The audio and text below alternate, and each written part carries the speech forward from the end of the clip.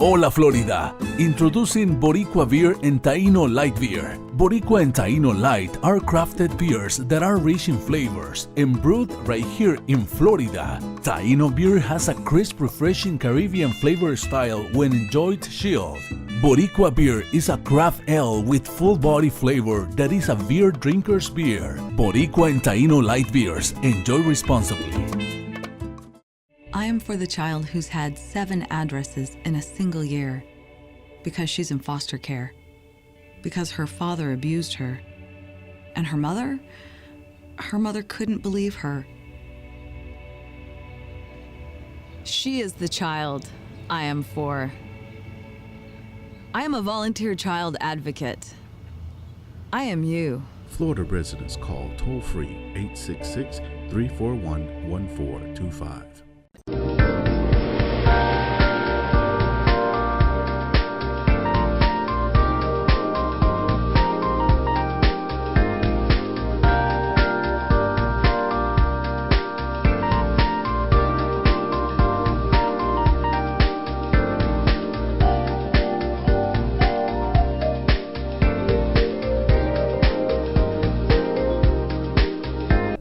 Good evening. Welcome to another edition of EDuTV. I'm your host, Greg Perkins, and we have a big get today, Dr. Desmond Blackburn. Welcome, sir. Greg? Thank you very much. Dr. Blackburn is the superintendent of Brevard County Public Schools, and we've had other superintendents on here. So we're always happy when we can get superintendents on here to talk about a lot of the good things that are going on in the district. So school just started. Yes. Right. So tell me, how's it going so far? Is it off to a good start? So I'll tell you what, it's off to a phenomenal start, but I'd be remiss if I didn't take an opportunity to talk about our successes from last year. So we started this year pretty much on a high. You know, we had the new accountability system, the new FSA assessment, which has had some challenges, but given all of those challenges, our Brevard Public Schools performed quite well.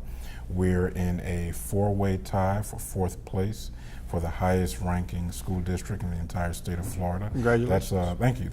That's out of 67 school districts. So we're very, very proud of the accomplishments of our teachers, our students, and our parents. Okay, what's your secret sauce? Well, you know what, and I can't take credit for this, but I inherited a community that believes completely in education, okay? The support for the school system is very, very high. Our teachers are held in high regard, and in Brevard, education is taken very, very seriously. Yeah, I'm glad to hear that, because you guys have the Space Coast over there, so they need those type of people coming out there to support those type of jobs. Sure. Great kids, great students, great teachers, and well-led schools. Okay. Tell me about that community piece, because I've been reading a lot of stories lately, and they want to get the community more involved, because it seems like, and I know for a fact that teachers work hard, principals work hard, and they have to do all of this stuff sometimes where there's a shortfall with, you know, maybe some parenting, right? So how do you guys engage the whole community to make sure that a village is helping to raise that child? Well, I'll tell you, first of all, it comes from a belief system, right? So goes parent community involvement, so goes student achievement. So it's an internal belief system that we have. We try to make two-way communication with parents and communities as seamless as possible. This year we launched a new mobile app that you can download on Google or iTunes, and it allows for you, parent or community leader, to sign up and track yourself against one particular school, so you know if there's going to be a delayed dismissal, you know when activities are going on, you know when parent-teacher conferences are happening, you know all the other key pieces of information for that school. So, and it's about being accessible. So myself, my board, we're constantly in the community, attending community events so that parents, teachers, elected officials have the opportunity to interact with us. So it's just about constantly staying engaged and having that belief system that we cannot do this work without our community. Yeah, because sometimes, excuse me, I think parents, they may not feel as welcome, because schools have become pretty complex now, even with the FSA standards.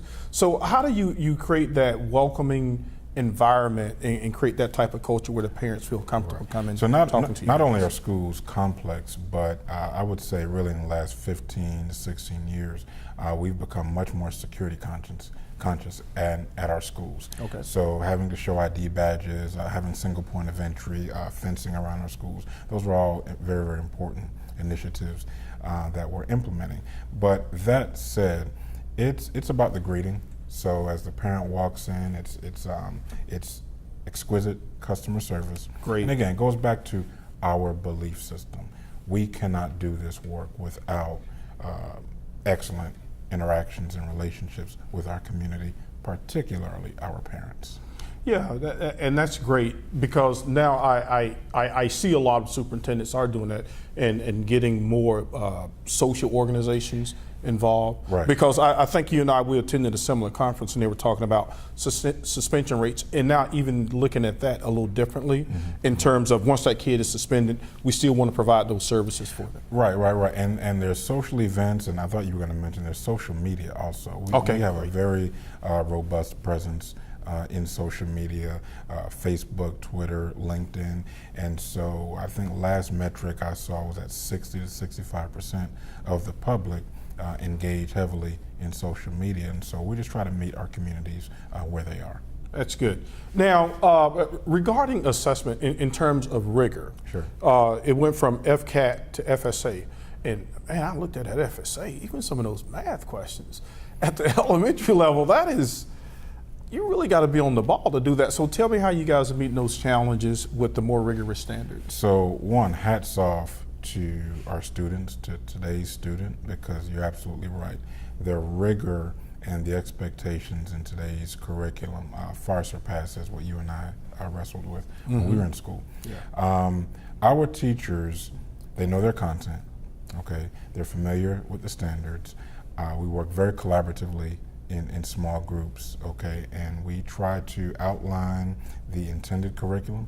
We try to institute checkpoints where teachers and principals know how children are performing, and then we try to revise or retool the educational offerings around those kids when we find academic gaps. Oh, okay. So it is, because you see this expression a lot, the data drives the instruction. Sure. Do you think we're still working towards really just learning how to truly use that information? For example, at what point should you know that kid is behind? And at what point should you know, at what point has he caught up? It's almost like you guys have to do a juggling act. You have to, if the kid's behind, you got to help catch him up, but then you also have to teach to the standards. Right. So what are some of the things that you guys are doing to make sure that these kids are keeping up? Well, one, I think you're absolutely right. So data should drive instruction. I think our primary wrestle along those lines right now is making sure we're not over assessing our children. Right? Okay. So we know where the gaps are, and then once we know where the gaps are, we really need to maximize instructional time with our students. And so we can't be in a position where we're just testing, and not allowing room and opportunity to go back and, like I said earlier, revise and reshape the offering around the student. Yeah, that's a fine balancing act, because a lot of people, the public, they may not know that the legislators actually make a lot of the rules, and they sometimes a lot of the politicians, they aren't educators. So superintendents are tasked with saying, okay, you guys have asked us to do this, this, and this. Is that a little frustrating to you guys at times? Well, I'll tell you, and I've been from time to time very critical of our state accountability system, but it's kind of like my dad used to tell me, right? Life is one part what happens to you, and actually 3 parts what you do against what happens to you. So taking a hard look in the mirror around the assessment strategy that we have here locally, that we control. The state's in control of one level of assessment, and our local school system, our individual schools, we're in control of another level of assessment. So for example, last year, we took a long, hard look at our district assessments and decided we could scale back to the tune of eliminating 192 district level assessments. right? Wow. And we were eliminate that many? Wow. Absolutely, we were Jeez. contributing to the overassessment of children. So it's about self-regulation at that point. We can continue to be critical, right? But exercising and using the opportunity here locally to address our own assessment strategy. So that's the best practice, because it seems like a lot of times, even we as educators, we'll forget what the research says. Right. Like you guys went in and took a hard look, okay, what assessments are working, Right. which ones are not. Absolutely. And are we assessing just enough to give us information and still allow for time on instruction? That's very, very important. Yeah, that's very challenging to you guys. Speaking of which, going back to the community, you guys were able to get what, like a half-cent penny sales tax? Right, so back in 2014, prior to my tenure, however, I'm very familiar with the process that was used to get there. The voters in Brevard elected to invest capital resources into our schools. There was a vote, November 2014, half-cent sales tax, so it's a retail based tax, and we are doing exceptionally well. We're actually ahead of schedule. This summer we closed out on projects at over a quarter of our schools, from HVAC units to mechanical upgrades, electrical upgrades, security fencing, technology purchases. I mean, the taxpayers would be extremely proud of the stewardship that we have applied in protecting the resources that they have been so kind to invest in us with. Yeah, that's great, and like you say, that's that total community buy-in, because if you want the kids in your community and those families to be good neighbors to you, you want to do a little investment, because sometimes people say that Florida does not invest enough in its kids, but I know it's not always money either. Well, and you know, can't speak totally about Florida, but I can speak about the phenomenal residents of Brevard. As I said earlier, they believe in education, they believe in public education, they believe in stepping up to the plate and investing in the school system. They also believe, rightfully so, in holding this superintendent, this board, this school system accountable for the appropriate use of those resources. Okay. Teachers. I just had a teacher, I interviewed a teacher. She was a teacher last year, okay? And now she started her own school. And then I also saw some teachers who are running for school board or whatever. And our teacher of the year, I think, from Orange County, she was just given a promotion. Wow. Well, I know for a fact she was a good teacher in the classroom. Okay, sure. How do we keep our good teachers? How do we support our teachers? How do we help them to keep their morale up? Well, one of the things we haven't done a very good job of yet in public education, this is a national problem, is creating career ladders, career opportunities for career advancement that does not involve leaving the classroom. Right. So right now, primarily, in order to climb the ladder, in order to avail yourself of additional salary, most of those opportunities include leaving the classroom for one reason or another. So it's a constant push, right, to create more opportunities to grow yourself personally and professionally, but stay where the rubber meets the road, and that's the classroom.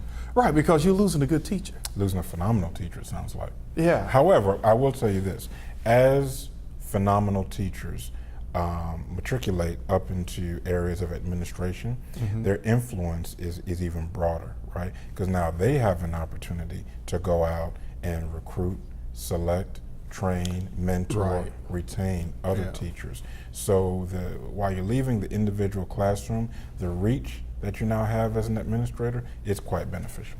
And they can draw from some of those experiences that made them those successful classroom teachers. So, yeah, okay, we have about 2 minutes left here. Sure. There were some things, this is your second year in Brevard, correct? It is. Yep. Okay, so what are some of the other goals that you're working on, some of the other changes that you want to see this year? Right now it's about executing our strategic plan, right? So the residents and the staff members of Brevard, they were very, very good to me in year one. They talked to me nonstop. They allowed me to come in, take my time and learn Brevard Public Schools before putting a plan together to improve or change Brevard Public Schools. So we did that. We have a strategic plan around 6 primary themes, and so this year it's about execution. It's about making sure that we build our enhanced attention on social emotional fulfillment of our students. It's about creating a district-wide discipline plan if and when we have inappropriate behaviors and we're not disproportionately consequencing children or doing so in an inconsistent manner. It's about building processes where we commit at the elementary level to best practice, best resource against early learning literacy. Doing the same thing at the middle school level, best practices, best resources applied to algebraic proficiency before we leave middle school. And then it's about building best practice, best resources against making sure our kids graduate and they are ready to take on college or career. Well, it's been a pleasure, sir. Wow, my pleasure. Keep up the good work. Sure and will. folks, and thank you for joining us here with Dr. Blackburn, Superintendent, Brevard County Public Schools. Stay tuned for our next segment. Thank you. Hola Florida, introducing Boricua Beer and Taino Light Beer. Boricua and Taino Light are crafted beers that are rich in flavors and brewed right here in Florida. Taino beer has a crisp, refreshing Caribbean flavor style when enjoyed chilled. Boricua beer is a craft ale with full body flavor that is a beer drinker's beer. Boricua and Taino Light Beers, enjoy responsibly. I am for the child who's had 7 addresses in a single year because she's in foster care, because her father abused her, and her mother couldn't believe her. She is the child I am for. I am a volunteer child advocate. I am you. Florida residents call toll-free 866-341-1425. Welcome back to part 2 of our segment. And today we have with us Mr. Rick Roach, running for the Senate, District 13. How are you, Greg? Welcome, sir. All right, Rick, why should I vote for you? I'm the only candidate that actually has a concrete plan on how to fix Florida. Okay. That's the bottom line of the elevator speech right there. All right. You know, I have there's a lot of issues in Florida, a lot of concerns for voters. What usually rises to the top, Greg, is good jobs. Need good All jobs. right.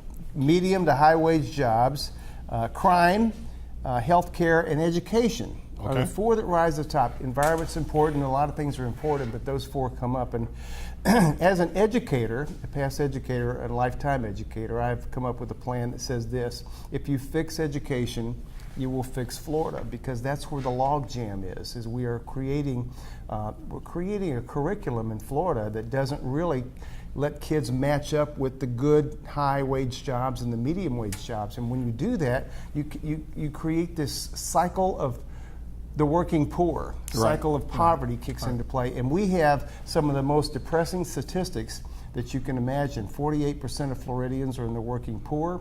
Our prison budget has swelled from 8% of the general revenue budget to 12%. Human services, which is food and medicine for people that can't afford it, grew from 24 to 30%. And we've lost 10% in our education budget as a result of that. So we're going south, and we need to go north with this particular state. Would you try to restore that 10% in the education budget that was lost? Because that was a big controversy, right? Because Scott, right, he said, oh, I gave you guys more money, but it was at the original levels before the 2008 recession. No, that's smoke and mirrors, what he said. What you've done is, by robbing the education budget to build more prisons and to put more people into the take care of their Medicaid and food services, you've not enabled school boards to give teachers a good raise for 9 years. Yeah. That also goes with corrections officers, policemen, and firemen. The state workers have not really been able to keep up with the cost of living because we keep generating low-wage jobs, which cause subsidy situations to kick in. I don't know if that makes any sense to people, but what we're doing now is a real problem, and it causes the economy to really go the wrong way. And if we do not change something, it'll continue to go the wrong way. So, you know, you have to go back to the way that we're treating schools. We've created a system that doesn't allow our schools to really produce the way they could. Okay, you think there's too much of an emphasis on assessment as opposed to a kid who may be a talented welder or something along those lines? You know, there's 9 kinds of smarts that kids bring to school, and we honor 2 of them, and we force every kid into these 2 things. Every kid needs to know how to read, and they know how to understand numbers, but we don't honor the other things that kids bring to the table. So we don't take the 70% of our kids who don't go to college, and we don't prepare them for really good wages and really So good 70% don't? 70%, give or take a percentage or so, Right. don't go to college. And so, but our high schools, our 1,000 high schools, are college prep schools. And we almost force kids into that pathway knowing full well that they don't go there. So all the jobs that do pay good money, your welders, your plumbers, your even STEM workers, Electricians, coding, yeah. electricians, air conditioning and heating people, they can't really plug into the economy. So we create a talent gap in Florida that has caused us big problems. Yeah, I always tell people this story. I had a cousin. This guy used to work on the garbage truck, right? But he was a tinkerer. And my uncle saw that this guy was pretty good with the electrical stuff. He says, look, man, I think they have some openings. Why don't you take this test to become an electrician, one of those guys that works on the poles and stuff? Right. Rick, this guy went from working on the garbage truck to making about $80,000 a year. Simply because somebody saw that in it. They do, and those jobs are there. And unfortunately, our businesses are having to recruit from outside the state line to bring those workers in. My son is in the air conditioning and heating business. My son makes $40,000 a year. We graduated a kid that had just a high school diploma. 1 year later, he's an auto tech for Dodge, making $40,000 a year with health insurance benefits. And that's starting. That's starting, and we need more of those, but we don't have them. This is just it's a gold nugget that we really haven't been able to get out there and utilize the way we need to. And like you say, all those things connect. The education, the economy, and you talked about the prison, and even if you look at those numbers, Rick, it's way more expensive to keep someone in prison than it is to educate them. Well, what does it cost? About $30,000 a year to keep them in prison? $31,000 a year is what you get with an inmate on an annual basis, and 80% of our inmates don't have a high school education. So there's your education connection. We're losing these kids, and we don't lose them at the 12th grade. We lose them way back in the 3rd and 4th grade because we've got an education system that's really out of whack.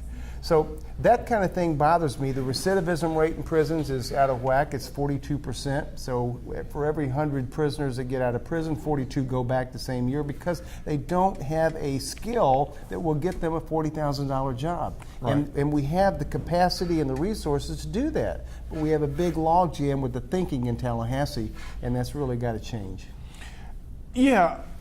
As a former educator, how do you plan to work with some of the politicians who've helped to create it, who've helped to create this whole FSA, everyone should go to college, rigorous standards? How do we regain that balance? Well, not all kids are going to go to college. I've got to build relationships with fellow senators up there, but I think the big thing I need to point out is what we're doing to education is denying the Senate and the House the very things that they want, which is a diversified economic situation. We have blocked the economy by doing what we're doing to education. That's what I would point out to them, that if you simply use our assessments the way that we're designed to be used, then you free up teachers to teach and you allow kids to choose pathways that line them up for good jobs. If I can show them that, and I think I can, that to me ought to switch things around, because we've really bamboozled the public with the accountability system in Florida. It has nothing to do with 180 days worth of achievement for the kids. It has everything to do with a one-day test that's being misused. Right. So, but people would fight back and say, oh, well, we need these rigorous standards. So how did it get to the point? Because assessment should be used to assess where you are so you can fix it, right? Should it be used, do you think Florida's using it as a punitive measure? Well, the word is misused. They're misusing a test. Okay. If you buy a car, it doesn't make a good submarine. If you buy a toaster, it's a horrible microwave. So when you buy a standardized test, it's a horrible evaluator of 180 days worth of work that a teacher and student did. So you're using a product that was never designed to be used the way it is, and it's creating inaccurate results, which causes our whole education system to be clogged up. So that's really it's a very simple fix. What's Simply the fix? Use products the way they were designed. Okay. Pearson and McGraw-Hill and the PISA test and the AIR test will all tell you this test is not designed to be used as a single measure. Okay. Yet we use it that way, and so anytime that we give a check to write a $41 million check to a testing company, they need to testify to the House and the Senate exactly the way that test is supposed to be used or not. When you do that, now you've made it public. So that's really we have a very simple fix in Florida. We're looking at great talent that we're clogging up. And it's, we just lost a company today. If you read the business section, we just lost a company today, and I read why we lost it. It went north to Maryland or somewhere. It lost because they have work-ready employees ready to go up there. We could do that. We could actually have a turnkey workforce here for anybody that wanted to come to Florida, but we insist that everybody takes the college route, and that's just not the way it's worked. So sooner or later, we're going to hit bottom. I hope I get to the Senate before we hit bottom.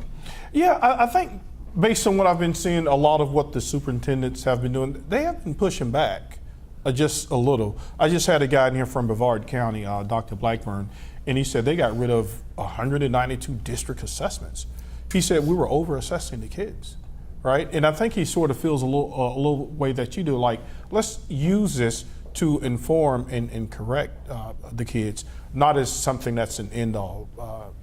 I think superintendents are beginning to catch on. They're getting a little more courageous.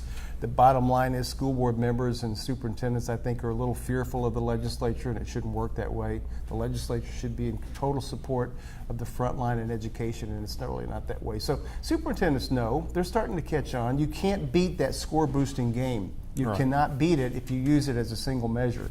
It has a value as a ranking tool that will rank kids if you want to know how our kids match up with Maine or Massachusetts in a standardized test, but it doesn't tell you how Johnny and Susie are doing for 180 days. If you use other alternatives testing methods, which we have availability of, they will show you that our kids, most of them, 85% of our kids, are growing between 1 and 2 years in reading growth. But it's not measured by a standardized test because those are ranking instruments. They don't rate.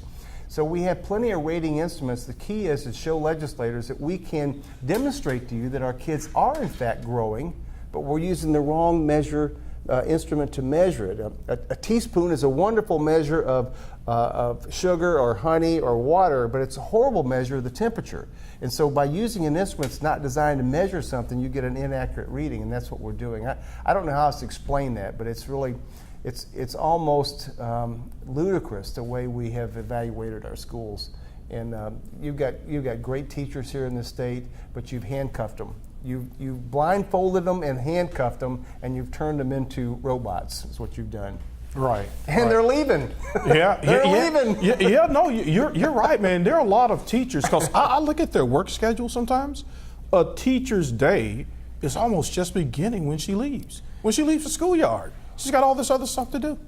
Well, I will tell you, and my wife will kill me for using her as an example, but I live with her, and I know what she did this weekend. My wife probably put in 12 to 14 hours this weekend in teaching. Okay. And she's probably, as we speak right now, she's doing lesson plans. That's not right. You're killing these teachers. You really are. All right, how can people get in contact with you? At website? RickRoachForSenate.com. It's very easy. Jump on there. There's a place to contact me. I'd love to have a cup of coffee with you. We can sit down and chat or by phone, but we've got to put an educator in the legislature. There's only two. There's two. So let's put some diversity occupationally into the state legislature. Okay. Rick, my pleasure. Thank you, Greg. And thank you for joining us for EDuTV. Good night.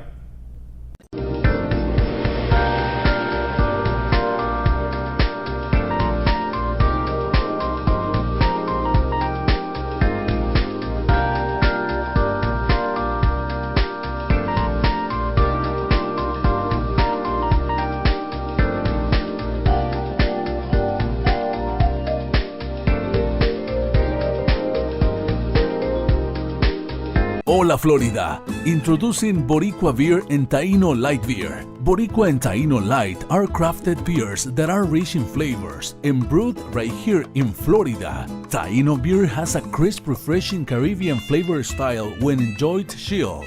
Boricua beer is a craft ale with full body flavor that is a beer drinker's beer. Boricua and Taino Light Beers. Enjoy responsibly.